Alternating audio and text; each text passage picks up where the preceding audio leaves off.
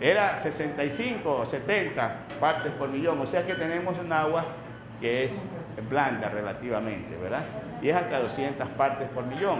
El agua que se hizo, que se determinó la dureza, que era del lago, podía ser más de 200 partes por millón.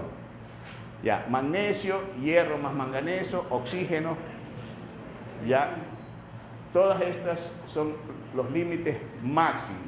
Y son normas recomendadas, no quiere decir que son normas establecidas ya, sino que se recomiendan esos rangos.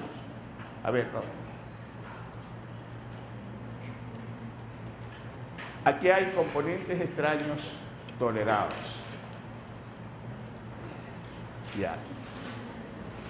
Fíjense que hay límites convenientes y límites máximos. Definimos el agua potable como la que no rebasa ninguno de los límites establecidos como convenientes.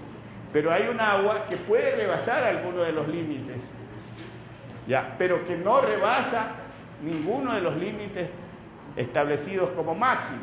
Y esa agua se la llama agua sanitariamente tolerable.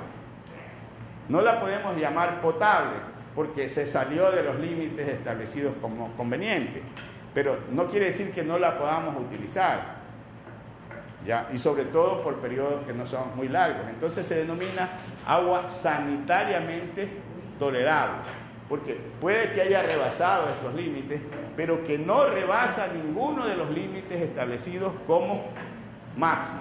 Esa es un agua sanitariamente tolerable. Ya, ahora, fíjense ustedes allí que hay ciertos valores, por ejemplo, de selenio, que el límite máximo sigue siendo 0, ¿verdad? Y cianuros, que es 0,01 partes por millón. Ya. Y el flúor, fíjense, es 1 parte por millón, lo mismo que el zinc y lo mismo que el cobre. A ver, tú tenías una pregunta. ¿El agua que consumimos es sanitariamente o es potable? Ya, debe ser potable. Debe ser potable.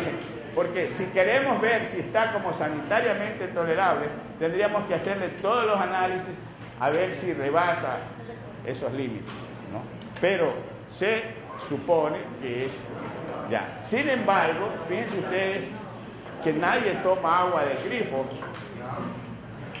Ya, en mi época se tomaba agua, cuando yo era estudiante tomábamos agua del grifo y todavía estamos vivos. Ya, ahora yo creo que en muchos casos es por temor, ¿no? Y ya por costumbre. Bueno, ahora quiero que mediten sobre esto, sobre el flúor. El flúor, hubo una época en que se consideraba que el flúor, y todavía se lo agrega en las pastas dentríficas, ¿no? ¿Por qué? Porque es bueno para suprimir las caries. Ya, entonces, si nosotros tenemos en las pastas dentales, ya vienen con flúor, ¿verdad? Entonces, la Organización Mundial para la Salud eliminó estos requerimientos y ya no todas las aguas vienen tratadas y sobre todo con esta cantidad de flúor. No es absolutamente indispensable, porque después de algunos años se vio que el flúor podía causar ciertos trastornos en las encías, ¿no? Ahora, la Organización Mundial para la Salud la puso porque en muchos sitios la gente no dispone de las pastas dentales, ¿no? Entonces, por eso se pone el flúor, pero es algo que puede ser eliminado. A ver, veamos la otra. Miren, aquí hay algo que ustedes pueden notar allí, que no hay límites convenientes. O sea que lo conveniente es que eso sea 0. Ya, hay el límite máximo, que son estos parámetros que tienen que ver con la radiactividad o que tienen que ver con las bacterias o virus. ¿Ya? Entonces, esto sí es para todas las plantas de potabilización que deben cumplir estas normas.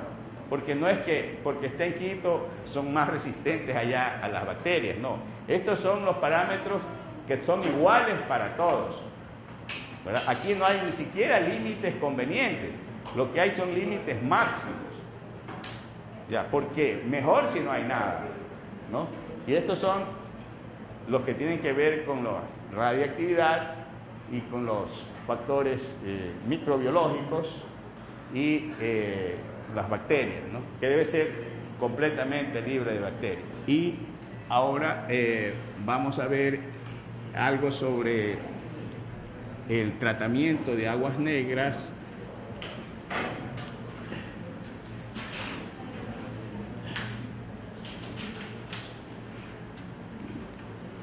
O también que se llaman residuales. No, es el agua de desperdicio. ¿Cómo se trata esto? Es importante. Y luego vamos a ver lo que es el DBO, el DQO, ¿no? Esta DBO es la demanda bioquímica de oxígeno y el DQO es la demanda química de oxígeno. Ya, y posteriormente veremos ya algo de introducción a la química orgánica.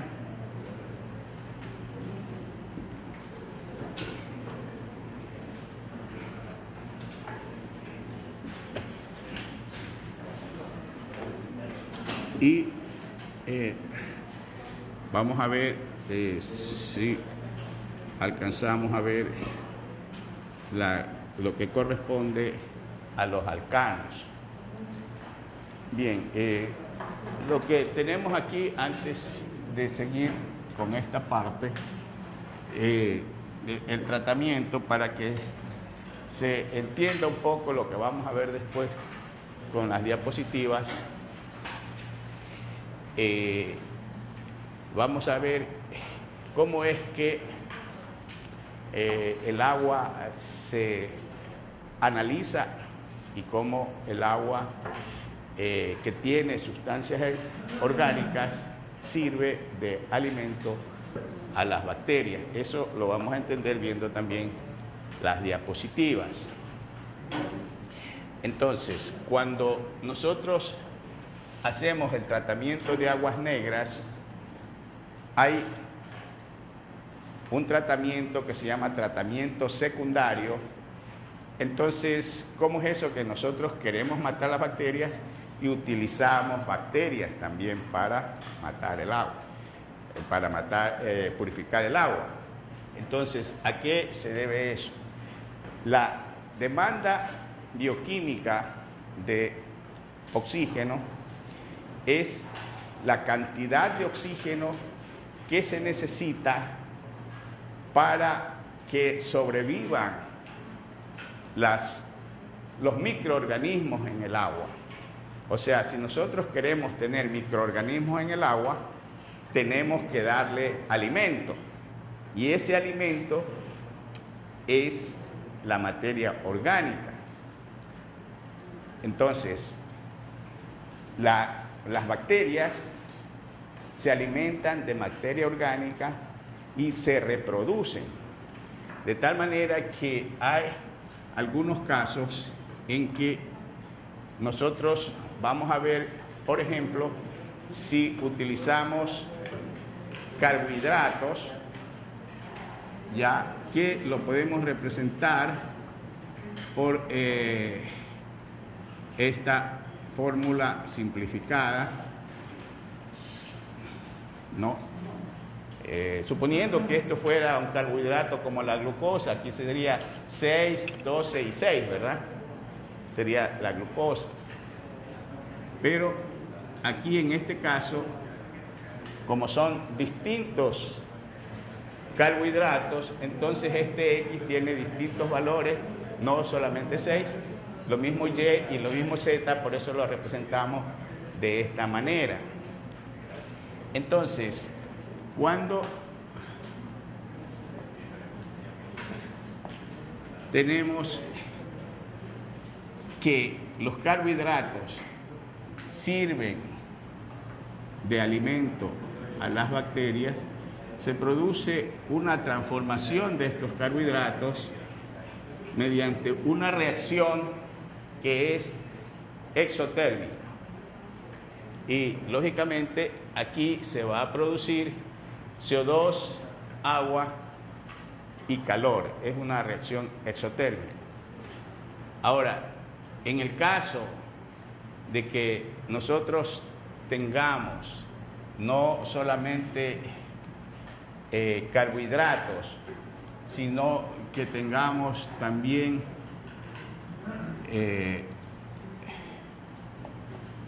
en este caso nitrógeno en forma de amoníaco más O2, también se va a producir CO2 más H2O, pero va a haber aquí más células bacterianas,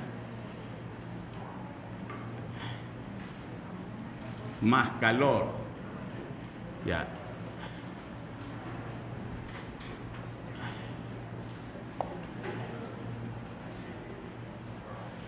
Ya.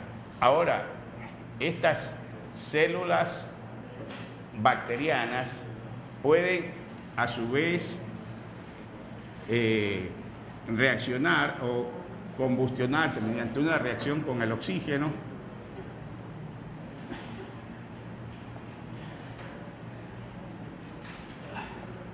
y también van a dar CO2 más agua, pero van a dar en este caso NH3 más calor. Entonces, esto es lo que vemos aquí. Los compuestos orgánicos que son asimilados, los compuestos orgánicos son todos aquellos que contienen carbono, ¿verdad? Entonces, hay excepciones, que compuestos como el carbonato de calcio, que tiene carbono, pero no es orgánico. Pero la mayoría, fíjense ustedes, hay unos 10 millones de compuestos con carbono. Y cada día se están sintetizando más productos con carbono. De tal manera que lo que antes se llamaba química orgánica, ahora es química del carbono. Entonces, estos compuestos orgánicos que son asimilados, en este caso, por bacterias, aquí, bacterias, y ponemos acá también bacterias, ya, entonces forman una síntesis para dar protoplasma, es decir, para dar más bacterias. Por eso se reproducen muy rápidamente las bacterias. Así como se reproducen en el organismo, por eso las infecciones bacterianas, si no se las controla a tiempo, pueden ser mortales, ¿verdad? Porque las bacterias se reproducen logarítmicamente. Entonces, si nosotros tenemos los compuestos orgánicos que son asimilados por las bacterias, mediante síntesis se forman nuevas bacterias y mediante la respiración ya de las bacterias se producen productos de oxidación. Esos productos de oxidación que se forman dependen del elemento que exista en el agua.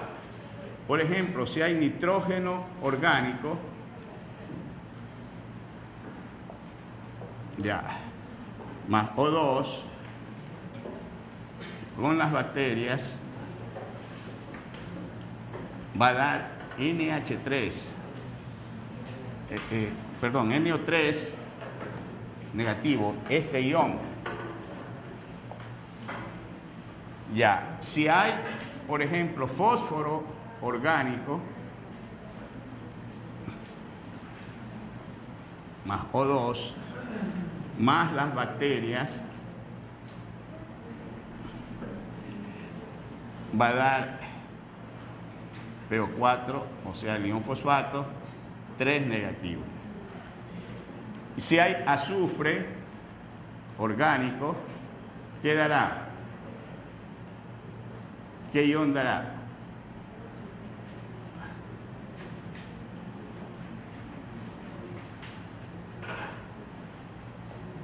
Dará el ion sulfato. Ya. En estas reacciones que decimos que son exotérmicas, se produce energía. Esa energía, digamos, sirve para la síntesis y sirve también para el proceso de respiración. O sea que es un ciclo, por eso se representa así en esta forma circular. Ya. Entonces, los tratamientos de aguas negras, esto que vamos a ver aquí, o aguas residuales, se hacen utilizando bacterias que cumplen este ciclo. Pero la pregunta es, ¿para qué vamos a reproducir bacterias? Es la parte de la célula. O sea, las bacterias son organismos unicelulares, ¿no? Que no tienen un núcleo bien definido, que su núcleo no está bien delimitado por una película, por una membrana, y entonces eso es un protoplasma, ¿ya?, de la bacteria. Sí. Ya. Entonces, eso es lo que vamos a ver acá en el tratamiento. Pero decía, la pregunta es, si queremos eliminar bacterias, ¿para qué utilizamos bacterias? ¿Para qué reproducimos? Ya. Entonces, al ver el proceso, lo vamos a ver enseguida, ustedes me van a decir, ¿por qué es que se utilizan las bacterias para eliminar bacterias? ¿Sí? ¿Está claro? Entonces piensen en eso, piensen en este proceso, que es la parte medular prácticamente del tratamiento. Hay tratamiento primario, tratamiento secundario y tratamiento avanzado para las aguas residuales. Ya, esto es como se ve una planta de tratamiento, ya que son piscinas, ¿no?, o tanques donde hay una agitación y allí es que se va a efectuar el tratamiento. Por leyes o reglamentos de carácter municipal, en toda ciudadela nueva que se construye, dependiendo del número de habitantes que vayan a vivir allí, tiene que haber una planta de tratamiento. Esto se cumple en el diseño, cuando se hace el diseño, pero luego se construyen las viviendas y la planta de tratamiento se la deja para el último y a las finales no se construye, pero es obligación, porque ya vimos que las aguas residuales van a los ríos, se contaminan los ríos y luego queremos potabilizar el agua de ese río que viene contaminado. No, los pozos sépticos no se usan donde no hay alcantarillado. Esto es para tratar el agua, ¿no?, o para recibir las aguas residuales o los desechos en zonas donde no hay alcantarillado, porque estos pozos sépticos suelen rebosarse. Hay, por ejemplo, en Salinas, y es algo terrible cuando se rebosan los pozos sépticos porque todo lo que está ahí sale a flote, pues, ¿verdad? Entonces, esto es para tener una idea de cómo hacer, en lugar de botar directamente los desechos, se puede usar esto, que no es tan complicado construirlo. Aquí se ve, digamos, una cocina y acá un tanque con un aljibe que llaman también, ¿no?, donde se recepta esto primero y luego se lo pone en el suelo, en el terreno, pero se eliminan los microorganismos por medio de filtración en el propio suelo. A ver, veámoslo ahora. Ya, este es el tratamiento primario. O sea, el pozo séptico no debería utilizarse. Eso es caso de una emergencia en sitios, digamos, apartados donde no hay, en fincas, donde no hay alcantarillado, ¿no? Ni servicios de distribución de agua potable tampoco. Ya, entonces, las aguas negras crudas. ¿Qué quiere decir aguas negras crudas? Agua que no ha sido tratada, ya, vienen a una criba, una especie de filtro, ya, y luego van a un tanque de sedimentación. En ese tanque de sedimentación, los lodos se van al fondo y luego se lo pone en un digestor de lodos. Y todo este lodo después se lo seca y puede servir como abono. Ya, o sea que esto de aquí, que tiene materia orgánica, que tiene nitrógeno, puede servir como abono. Pero bueno, veamos después del tanque de sedimentación. A ver, este es el tratamiento primario. Sería, aquí están los dos juntos. Pero el tratamiento primario es hasta aquí y de aquí pasaría acá con cloro, ¿verdad? Entonces, en este tratamiento primario, después del tanque de sedimentación, el agua que queda flotando, ¿no? Sobrenadando los lodos, pasa acá al tanque con cloro.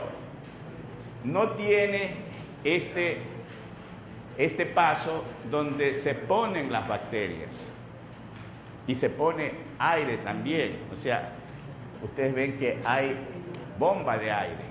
Entonces, el tratamiento primario es solamente de aquí pasa a la cloración, donde se matan las bacterias. En el tratamiento secundario, aquí se pone lodo activado.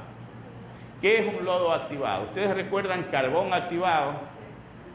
El carbón activado es diferente del lodo activado. El carbón activado sirve para hacer poroso el carbón para que acepte los gases.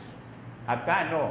El lodo activado es un lodo que tiene muchas bacterias, está con una alta concentración de bacterias. Entonces, ¿qué hacen las bacterias? Se alimentan de la sustancia orgánica. Lo que se quiere con este tratamiento es que la materia orgánica no vaya al río. ¿Por qué? Porque allí va a ser alimento de bacterias y ahí no las podemos controlar.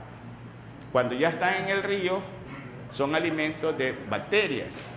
Y entonces, preferible, aquí se las capta todas, con toda esa materia orgánica, se la da de alimento a las bacterias y una vez que las bacterias están gorditas, se les pone cloro y se las mata.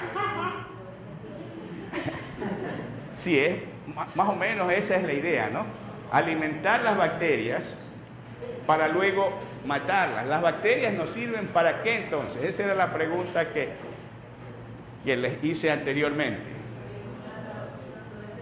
Las bacterias sirven para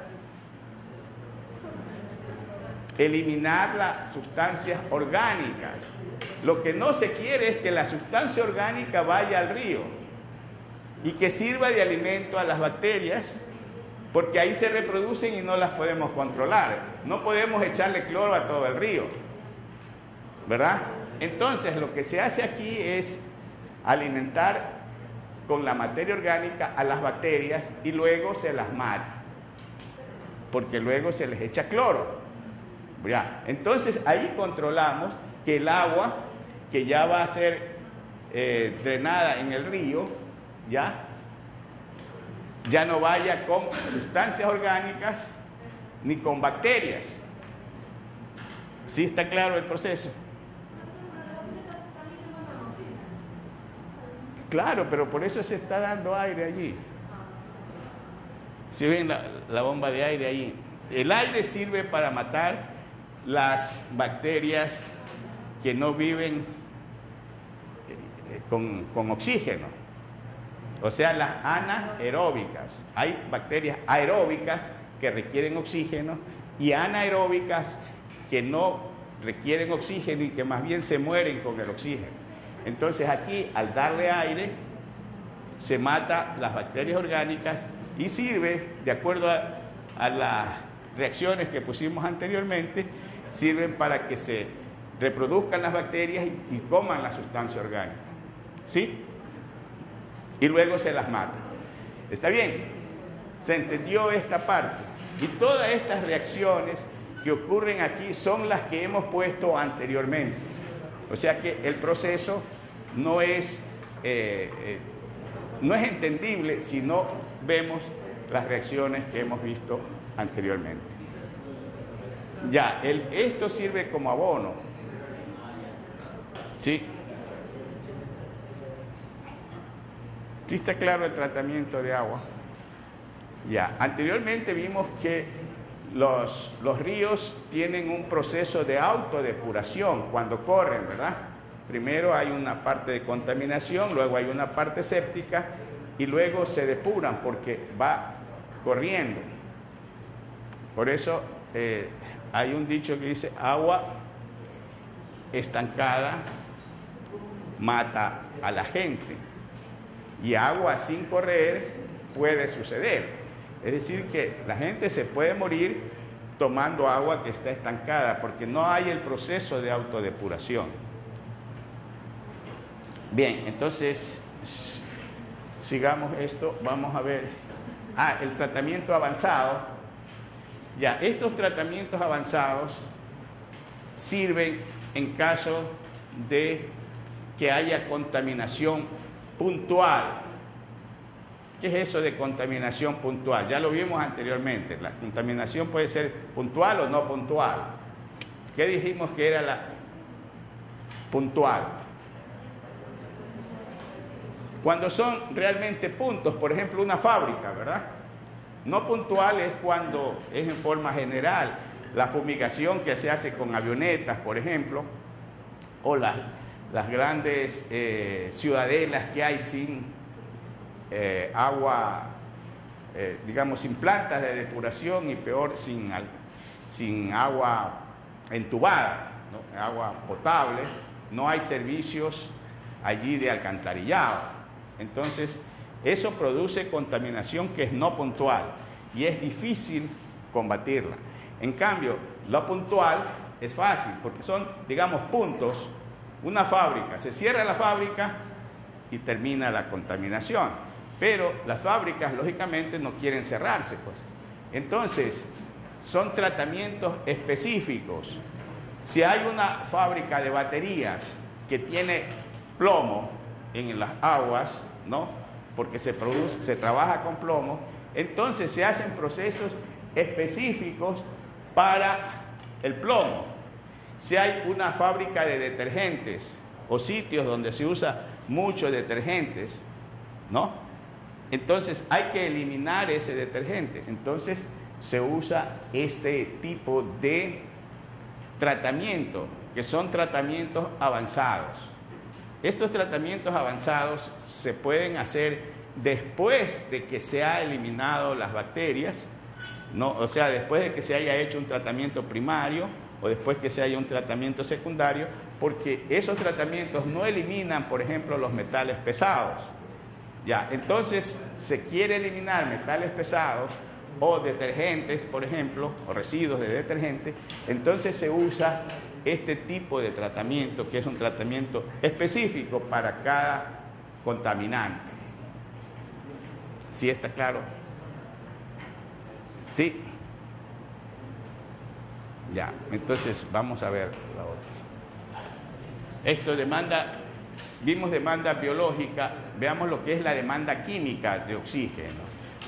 Ya, entonces la demanda química puede ser, o sea, es el oxígeno que se requiere para que reaccionen las sustancias químicas que están presentes en el agua.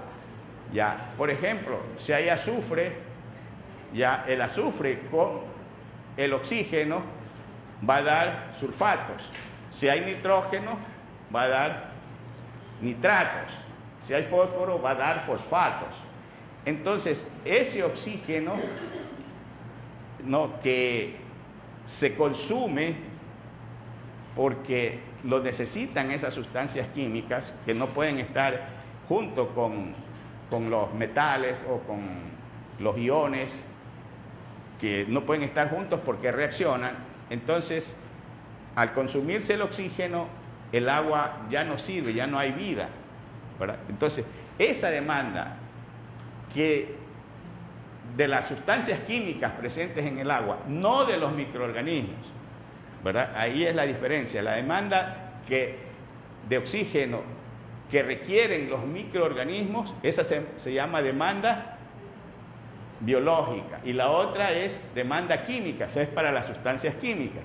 Ya, entonces hay algunas maneras de determinarla, esa demanda química, que puede ser con permanganato de potasio, con pruebas que se hacen con permanganato de potasio o con dicromato.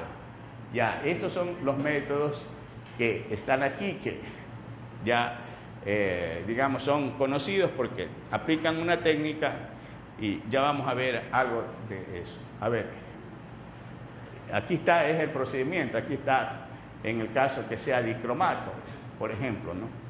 Estas técnicas que generalmente están escritas en los manuales, no las vamos a ver porque no es necesario. A ver, sigamos. Ya, entonces vamos a ver esa demanda química. Hay un método que es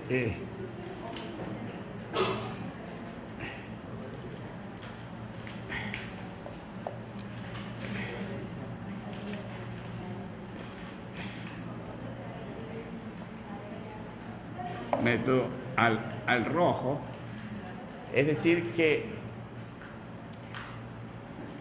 se pone, por ejemplo, una muestra en un crisol y se lo pone en una estufa a 110 grados centígrados, entonces el agua se evapora, ¿sí? Pero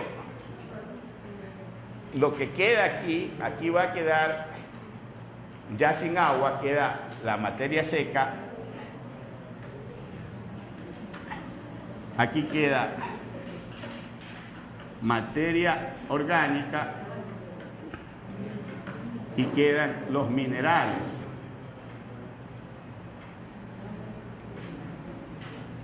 Queda aquí la materia orgánica más minerales. Pero luego se lo pone en un horno, ya no a 110 grados centígrados, esto es en una estufa, puede ser 500 grados centígrados. Entonces toda la materia orgánica desaparece y solamente quedan los minerales. Entonces, al quedar solamente los minerales, restamos del peso que había anteriormente, restamos los minerales y vemos cuánto hay de materia orgánica, ¿verdad? Porque ya en el otro paso, ya digamos 600 grados centígrados, ya, y entonces aquí ¿qué va a quedar? Solamente quedan minerales. Ya, entonces la diferencia entre los dos, ¿cuál va a ser? Materia orgánica, ¿verdad? La diferencia en el peso va a ser materia orgánica. Este es un método para ver cuánto hay de materia orgánica. Ya, ahora, esta DBO, hay una prueba que se llama DBO5, es decir, que se mantiene durante 5 días. Ya, ¿y cómo es esto? Nosotros tenemos, por ejemplo, un vaso, ya, donde tenemos 100 mililitros, por ejemplo, 100 mililitros de agua. se la satura con oxígeno. Ya. ¿Qué quiere decir que se la satura con oxígeno? Se le introduce oxígeno, ¿ya? Y luego se analiza, a ver, ¿cuánto hay de oxígeno?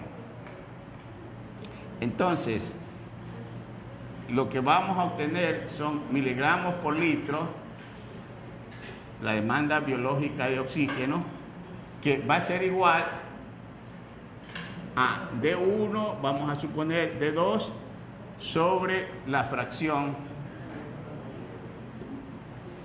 de muestra que se ha tomado.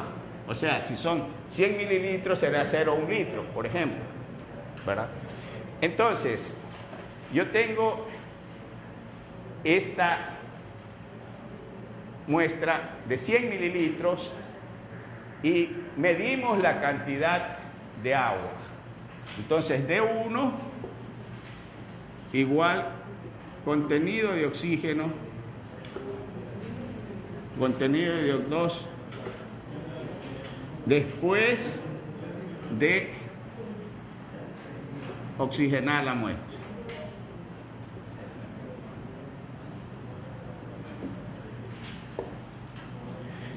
Entonces se incuba durante 5 días, ya, y tengo yo D2, que es el contenido de oxígeno,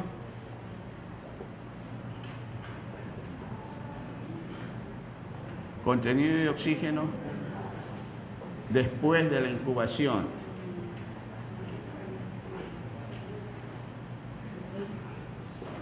Que puede ser generalmente a 20 grados centígrados, por ejemplo, ¿verdad? Después de la incubación de 5 días. Entonces, las bacterias que están allí han cogido oxígeno, ¿verdad?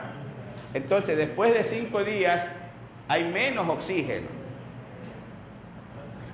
Vamos a suponer que yo tenía, cuando se saturó la muestra, yo tenía 10 partes por millón o 12 partes por millón, vamos a suponer.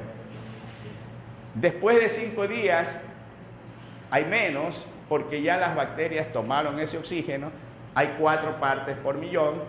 Entonces, la demanda de oxígeno aquí sería, por ejemplo, no, para este caso, 10 menos 6, por ejemplo, sería igual 4. Y si la fracción de muestra es 0,1, porque yo puse 0,1 litros, ¿verdad? Entonces, esto es igual a 4 miligramos por litro. No, 40 miligramos por litro. Esa es la demanda que yo tengo de oxígeno. Ya.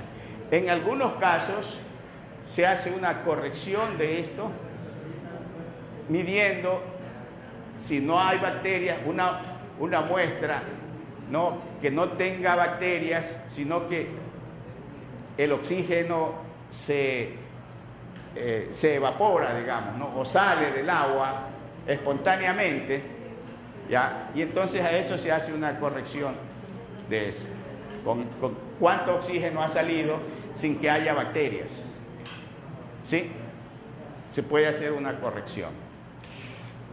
Bueno, entonces hemos visto esto de DBO, DQO, y son pruebas que son muy importantes para los casos en que se quiera utilizar agua o en todo proyecto ahora que se requiere de